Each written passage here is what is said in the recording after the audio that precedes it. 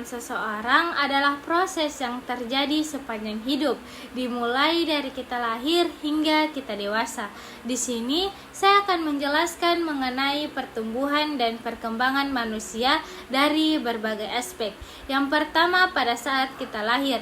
Aspek pertama yaitu biologis. Nah, saat kita lahir, bayi memiliki organ tubuh yang sudah berkembang, meskipun ada beberapa organ yang belum sepenuhnya matang, seperti sistem pernafasan dan sistem pencernaan. Nah, perkembangan fisik pada tahap ini sangat pesat. Selanjutnya itu aspek motorik. Nah, bayi baru lahir sudah dapat melakukan gerakan refleks seperti menghisap, menggenggam, dan menggerakkan anggota tubuhnya secara tidak sadar. Selanjutnya yaitu aspek emosional. Nah, di sini bayi mulai menunjukkan tanda-tanda emosi dasar seperti misalnya rasa takut, senang, marah melalui tangisan atau ekspresi wajah. Nah, selanjutnya yaitu aspek kognitif, di mana otak bayi sangat berkembang meskipun pemahamannya tentang dunia sangat terbatas. Bayi bisa mulai mengenali suara dan wajah ibunya. Selanjutnya yaitu aspek moral dan spiritual. Nah, pada usia ini moralitas belum berkembang, tetapi bayi mulai menerima kasih sayang dan perhatian yang menjadi dasar pengembangan spiritual di masa depan. Selanjutnya yaitu aspek sosial. Nah, di sini bayi mulai membentuk ikatan dengan orang tua dan orang di sekitarnya. Misalnya seperti mengenali suara ibu dan mengembangkan rasa aman. Yang terakhir yaitu aspek psikologis. Nah, di sini pengembangan psikologis bayi lebih banyak dipengaruhi oleh kebutuhan dasar dan ikatan emosional dengan pengasuhnya. Yang kedua yaitu masa kanak-kanak yang dimulai pada umur 0 sampai 6 tahun.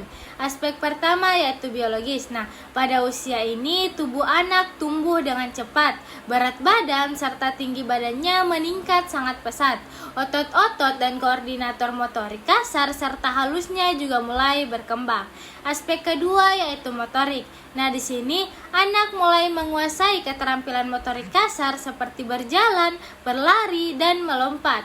Adapun keterampilan motorik halusnya misalnya menggambar, menulis, atau memegang benda juga mulai berkembang. Aspek selanjutnya yaitu emosional. Nah, di sini anak mulai memahami emosi mereka meskipun belum sepenuhnya bisa mengelola perasaan tersebut. Misalnya mereka bisa merasa cemas, senang, atau frustasi sekalipun. Nah, aspek selanjutnya yaitu kognitif. Nah, anak mulai berkembang dalam pemikiran logis dan pengenalan konsep-konsep dasar, misalnya angka, warna, dan juga bentuk.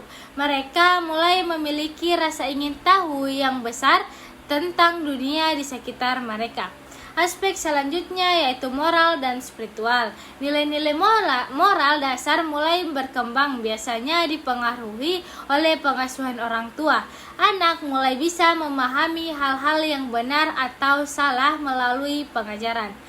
Aspek selanjutnya yaitu aspek sosial. Pada usia ini, anak belajar berinteraksi dengan teman sebaya, memahami peraturan sosial, dan belajar berbagi serta bekerja sama. Adapun aspek yang terakhir yaitu psikologis. Nah, di sini anak mulai membentuk kepercayaan diri dan harga diri mereka melalui interaksi sosial dan pengakuan dari orang dewasa. Yang ketiga yaitu remaja pada umur 12 sampai 18 tahun. Aspek pertama yaitu biologis. Nah, di mana perubahan fisik sangat signifikan di sini, termasuk pubertas yang menyebabkan perubahan hormon, pertumbuhan tubuh, dan perkembangan seksual. Aspek kedua yaitu motorik. Nah, di mana keterampilan motorik lebih terkoordinasi, di mana remaja lebih mahir dalam olahraga dan aktivitas fisik yang memerlukan ketepatan gerakan. Yang selanjutnya yaitu aspek emosional. Nah, di mana remaja sering mengalami perubahan emosi yang cepat dan kadang-kadang tidak stabil. Mereka mulai mencari identitas diri dan cenderung menguji batasan. Yang selanjutnya yaitu aspek kognitif, di mana proses berpikir lebih kompleks dan abstrak.